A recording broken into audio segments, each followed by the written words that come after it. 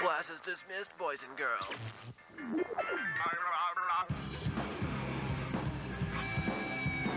You're in. Let's go! Previously on the YTV Retrospective. Well, I don't know.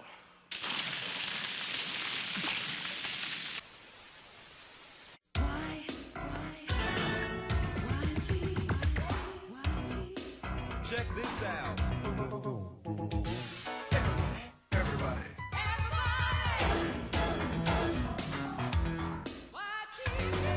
Check it out.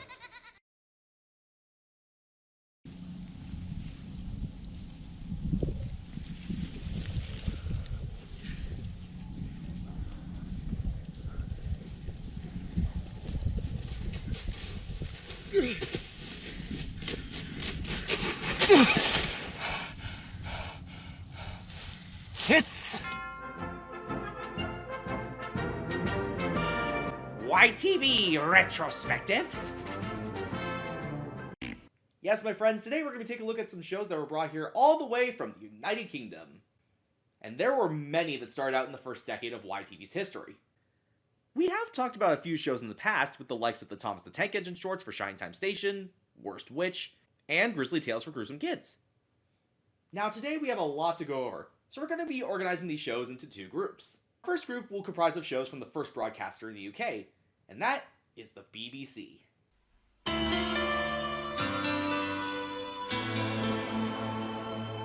Hard to believe that the British Broadcasting Corporation is now over 100 years old. It is the oldest television station in the world. Starting around 1920, it was a dominant force for about 3 decades before a competitor showed up. And that 100 years had a plethora of content to choose from. Monty Python's Flying Circus, Faulty Towers, Are You Being Served, and our first subject. We may need a doctor. But Doctor Who? Doctor Who tells the adventures of the Time Lord known as the Doctor, who left his planet of Gallifrey in a stolen spaceship and time machine known as the TARDIS. Stuck as a 1950s police box to help people wherever they need it, stopping many threats including the Daleks of Skaro and their leader Davros, the war-hungry Sontarans, the mechanical Cybermen, his Time Lord rival the Master, and so many more. If the Doctor was to die or be in near death, he has the ability to regenerate, turning him into a completely different person. Doctor Who premiered in November of 1963 on the BBC, originally airing half-hour multi-part episodes that tell one big story, and many thought it wasn't going to fly, but look at it now. It's celebrating its 60th anniversary this year.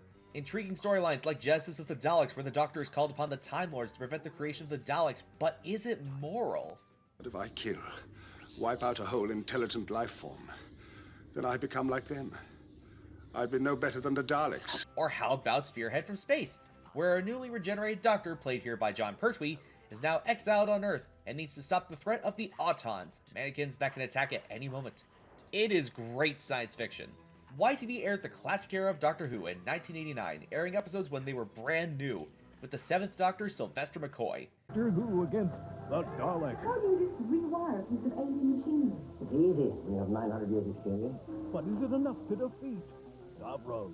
The new Doctor Who, tonight at 7. But they also aired older episodes and reruns, including the black and white first and second Doctor runs played by William Hartnell and Patrick Troughton, taking the franchise from TVO, or TV Ontario.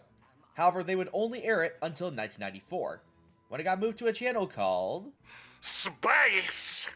as part of its initial lineup in 1998. In the early 2000s to 2010, classic episodes would air on a specialty channel called BBC Kids. In 2005, the franchise would make a grand return with the 9th Doctor played by Christopher Eccleston, and the series would air on the CBC. They also provided development funds for the new season, even airing exclusive bumpers with Christopher Eccleston and Billy Piper for the CBC. Funny enough, the CBC did air Doctor Who in 1965, and would never air it again after 26 episodes until 2005. Also, Doctor Who was created with a Canadian named Sidney Newman, who previously worked at the CBC, and at that point in time, was the head of drama at the BBC. In 2009, the series would move back to space throughout the modern era of the franchise, with modern reruns on Sunday afternoons and the newest episodes Sunday evenings. And it is still there today, with space being rebranded as CTV Sci-Fi Channel. Boring name, right? no reruns at all of either classic or modern material, and waiting every few years for a new season. Considering that Doctor Who is shifting towards Disney Plus in North America starting this year, how long do you think it may stay on CTV Sci-Fi? Only time will tell. Take a look at this amazing science fiction franchise, with all of time and space, everything that ever happened or ever will. Where do you want to start?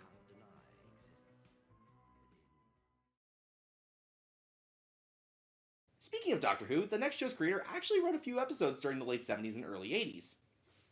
One of which was an unreleased episode at that point in time by the name of Shada. But today we're going to be talking about an adaptation of his work.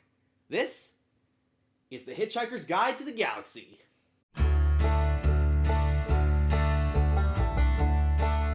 On a Thursday, a man by the name of Arthur Dent, played by Simon Jones, is protecting his home from being torn down to make way for a bypass. As he and his unbeknownst to him alien friend, Ford Prefect, played by David Dixon, go for a drink, Ford warns of the end of the Earth. Drink up.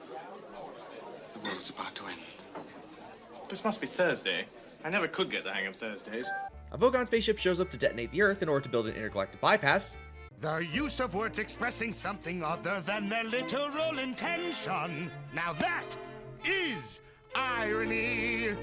And they manage to escape inside the ship. Now they are intergalactic hitchhikers, with only their wits and the titular guide with the phrase "Don't panic" on the cover to survive the galaxy, explore new planets, civilizations, and discovering the answers to life, the universe, and everything. Based on the 1978 BBC radio series by Douglas Adams, which would become a book a year later, this 1981 miniseries of 6 episodes is a pretty decent adaptation of the book and radio series, mostly following it to a T. It received a few awards, including 3 1981 British Television Academy Awards and the 1981 Royal Television Society Award for Best Original Program. One thing that I did like was the guide segments, voiced by Peter Jones, that would describe the civilization or alien technology, including the likes of Babelfish. The practical upshot of which is that if you stick one in your ear, you instantly understand anything said to you in any form of language. Also a pretty good choice of theme, which was a rendition of Journey of the Sorcerer by the Eagles, and would play What a Wonderful World by Louis Armstrong for the final episode. The series did air on some American PBS stations, but were condensed into 30-minute episodes, or sometimes expanded into mini-movies. However, YTV would pick up the series in 1989, and would release the episodes for 6 weeks, and sadly never seen again. Tuesday at 8:30 p.m. Rejoin our intergalactic hitchhikers. We're taking this paranoid android. This time it's off to the legendary planet Migrothea. Migrothea is this legendary planet which no one else seriously believes in. And now we're going to land. Where the universal question is asked. Did you stay out here in a dump like this? With no surprises along the way. Are you telling me you originally made All the tax-free on Hitchhiker's Guide to the Galaxy, Part 3. In 2005, Touchstone Pictures would release a movie adaptation starring Martin Freeman, Sam Rockwell, and Alan Rickman, with Douglas Adams writing the screenplay, but sadly would pass away in 2001 before production began. The series is available on Blu-ray and for streaming on Hulu, Amazon Prime, and BritBox. Take a look, and before you go on any intergalactic journeys, make sure you bring a towel. There's all sorts of people and things trying to do you, kill you, rip you off, everything. If you're going to survive out there, you've really got to know where your towel is. Our next show comes from Aardman Animation, the same studio who brought us Chicken Run and Wallace and Gromit. This weird cartoon is about weird little dogs.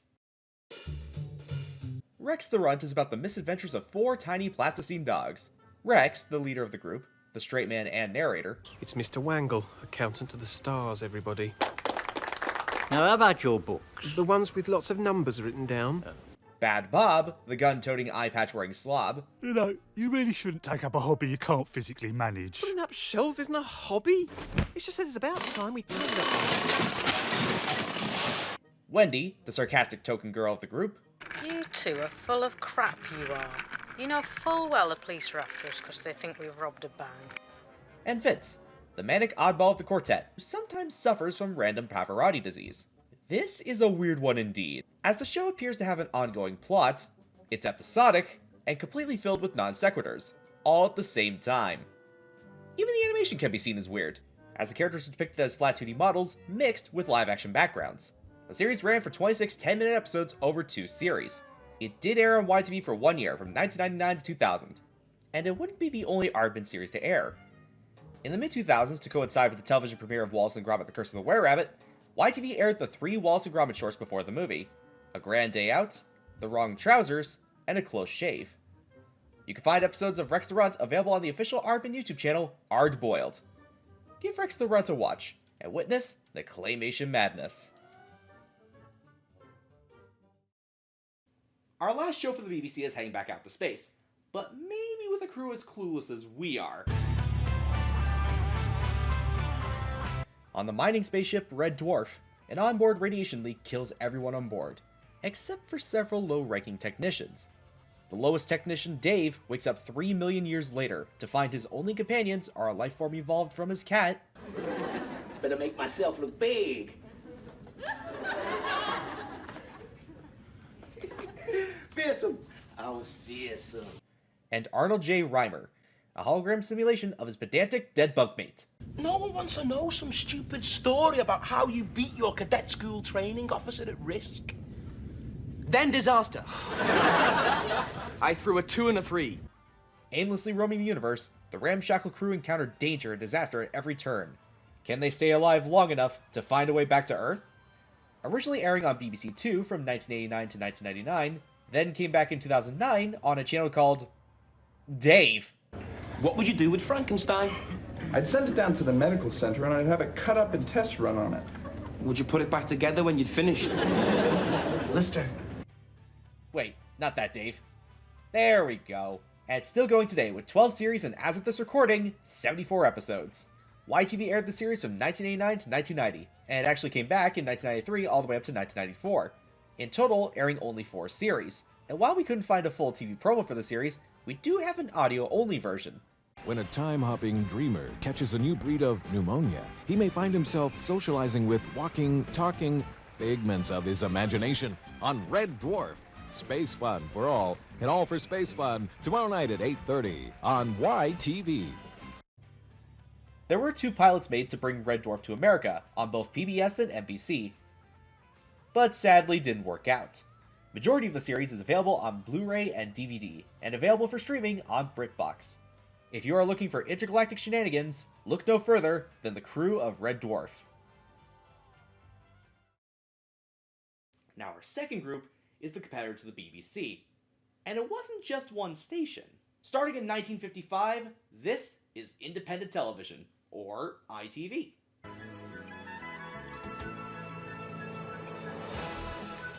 This was the first commercialized television station in the UK, originally starting out as 4 networks with Granada, ATV, ABC, and Associated Rediffusion.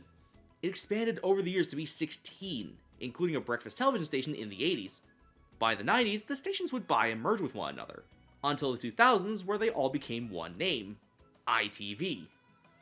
For a Canadian, this is similar to the likes of CTV, where there were many independent stations until much later in time. They were all bought out and merged to become a similar identity. ITV had many shows in its library, including the likes of the longest-running soap opera in Coronation Street, Spitting Image, Simon in the Land of Chalk Drawings, Tickle on the Tum, and so many more. Have you ever been wary about the new neighbors who just moved in? Well, in this case, you should be, as they might try to eat you. Big Teeth Bad Breath, also known as Don't Eat the Neighbors, is a show about 2 neighbors, the Rabbit family and the Wolf family, who recently moved into England after being kicked out of Canada by the Brotherhood of Wolves. The rabbits consist of a single father, Rabbit, oldest daughter, Lucy, and twin babies, Peter and Emily. The wolves consist of single father, Wolf, and his sons, Simon and Barry. Wolf, with the aid of his friend Fox, attempts to try to catch and eat Rabbit, always ending with failure. However, despite this, Lucy, Simon, and Barry have surprisingly become friends. Other characters include Terrapin, Rabbit's cowardly turtle friend, Bear, Lucy's confidant and advisor who loves to paint, and the sheep, who seem to be the majority of the village population. The show uses puppets primarily, but sometimes uses CG animation for complex movements, wide shots, and crowd scenes. The show lasted for 1 season with 26 episodes. The only physical release was 1 VHS and DVD, with 4 episodes, labeled as A Rabbit for All Seasons. The series aired on CITV and also on YTV.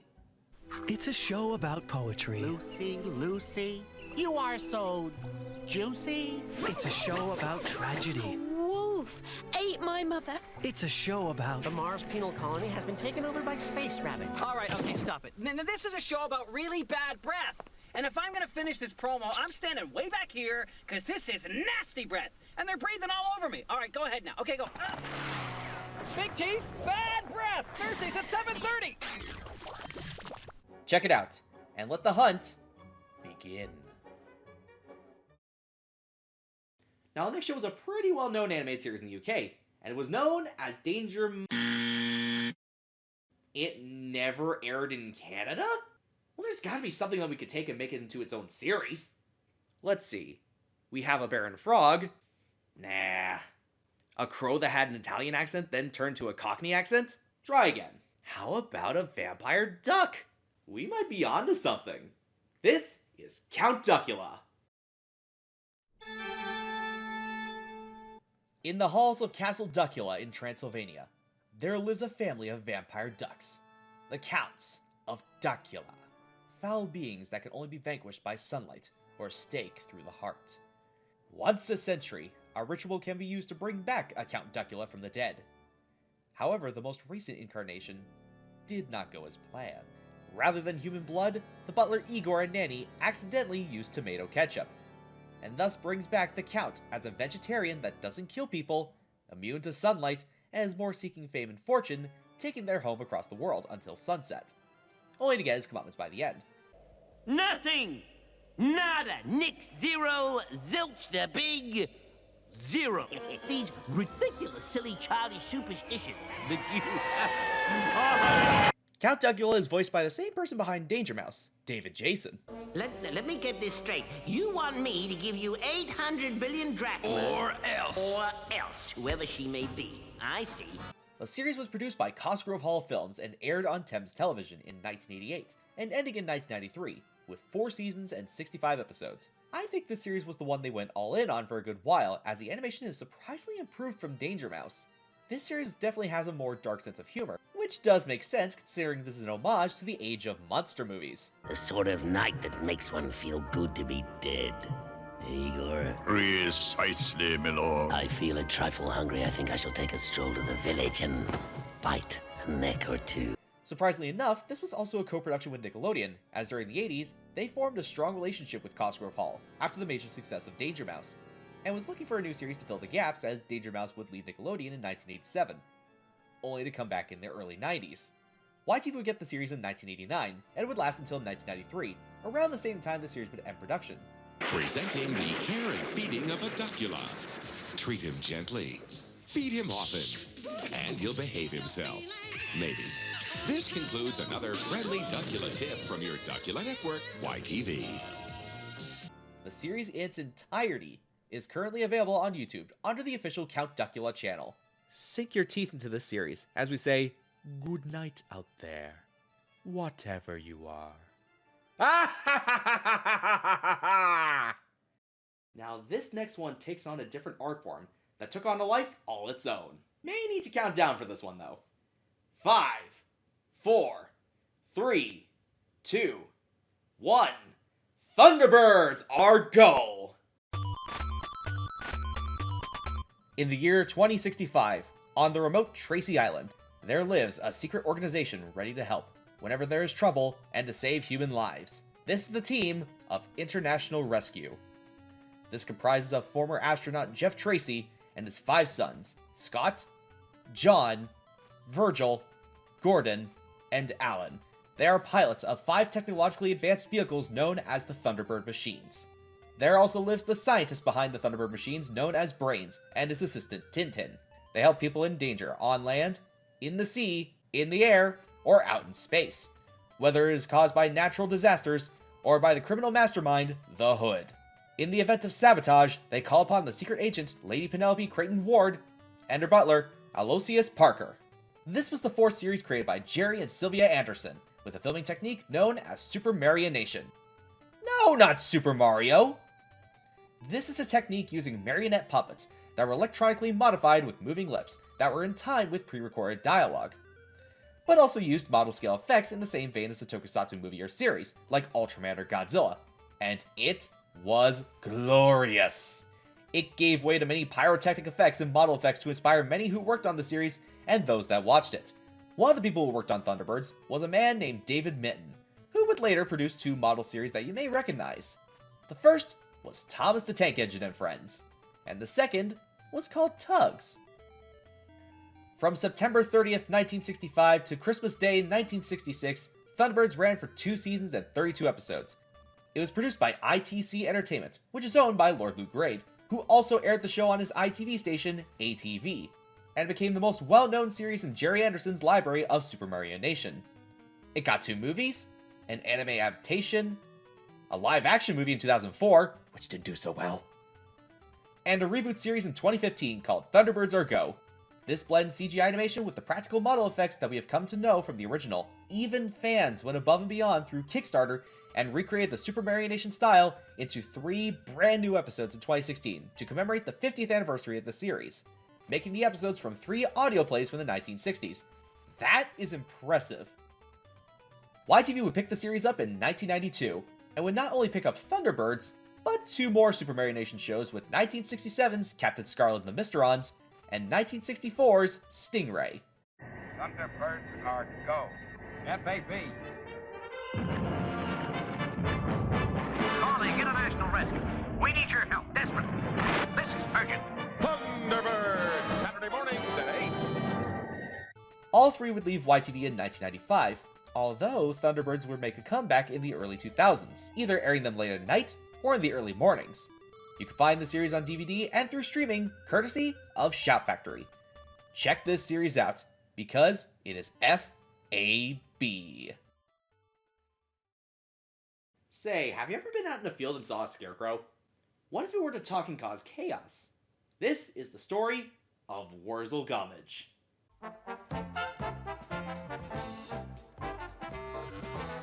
Based on the books by Barbara Eufen Todd, this show depicts the adventures of the scarecrow named Warzel Gummidge, played here by 3rd Doctor actor Jon Pertwee, that can come to life as he walks through the town of Scatterbrook, where he meets 2 children on summer vacation named John and Sue. As Warzel causes shenanigans in the town, it's up to John and Sue to fix all of his messes. He even has his own language called Warzelese, talking with other scarecrows. Were after W, a were after O, put a were after R, and it's away we go. This series was produced by the ITV station of the South, Southern Television. It ran from 1979 to 1981 with 4 seasons of 30 episodes, and a Christmas special. Now, despite its popularity, why did it abruptly stop? Well, let's talk about how ITV stations are run. Once every 10 years or so, the Independent Broadcasting Authority, or IBA, would interview the local ITV stations to make sure their content was of the best quality. In the late 70s, Southern Television went up to the IBA for their interview, and basically gave them a 20-page portfolio saying to not change a thing. If it ain't broke, don't fix it, you know? But this felt like they were in a rush to get to their next tee time on the golf course, and so the IBA rejected the offer and gave the channel to a new company. The heads of Southern were obviously not impressed, as you can see by their looming tombstone set. And their final show in 1981 was a variety program called And It's Goodbye From Us. Basically it was a montage of all their classier works, operas, orchestrated concerts, documentaries, yet not including this series. They really wanted to show that they were classy. Yet the dinner from those festivities included a song they commissioned mocking the new company. Seriously, have a listen. We are Porter Cabin TV, and we promise we will change everything so that all is new and vital. The show to all to most will be our nightly coast to coast, which is really day by day with a new title.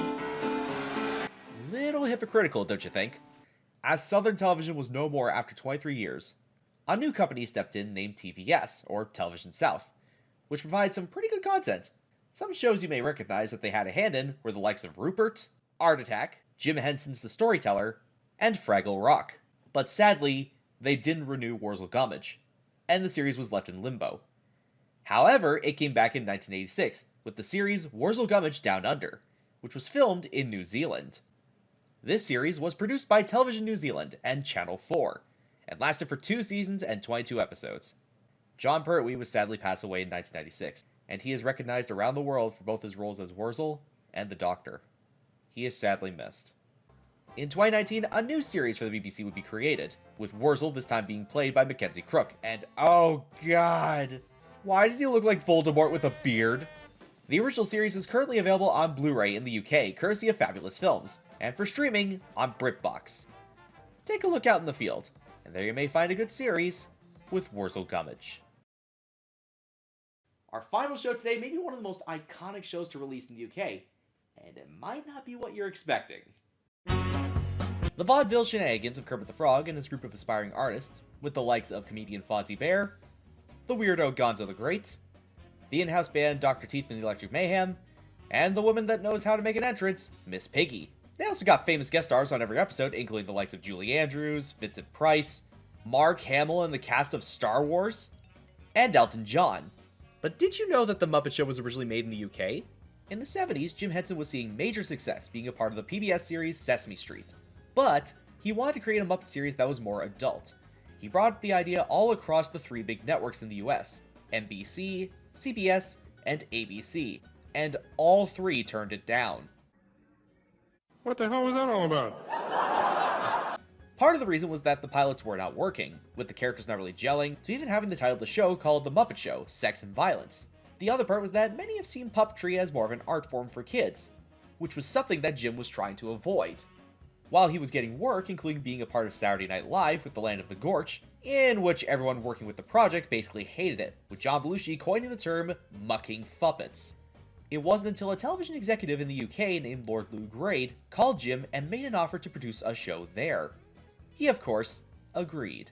Prepare the standard rich and famous contract for Kermit the Frog and Company. Oh, what luck. There's a French fry stuck in my beard.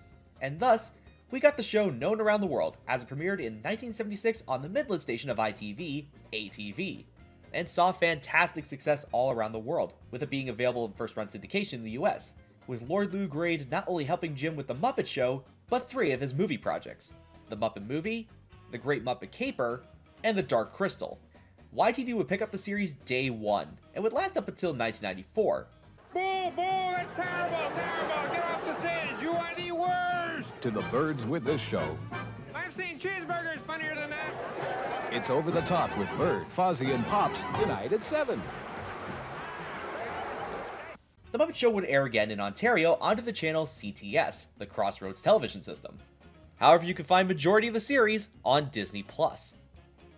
Jim Henson finally was able to make a Muppet Show that was not just for kids, but for the adults as well. The show was able to please both. What else can I say but, it's time to play the music, and it's time to light the lights. Hello? He's not home. When we come back, hold on.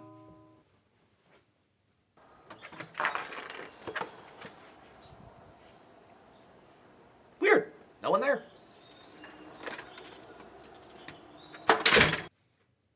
Where was I? Oh yeah. When we come back? Seriously?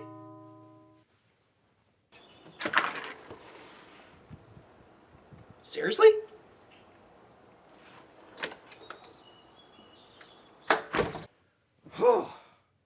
When we... I think we're good. When we come back...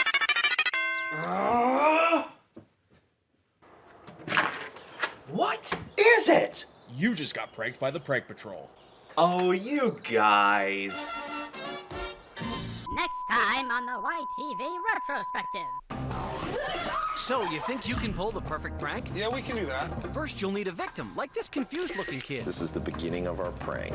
A suave and sophisticated host. How about a helping hand from Hollywood? Meet the special effects wizards of Cinefects. Am I forgetting anything? Release the ninjas. Of course! What's a prank without... ninjas? I just love it when a good prank comes together. Prank Patrol, Tuesdays at 7:30.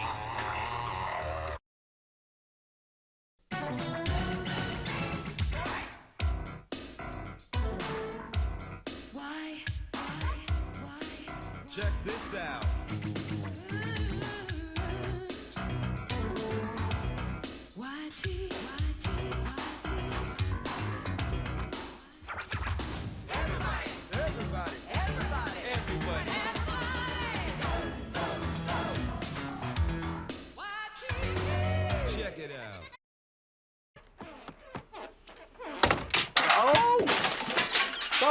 even think about it.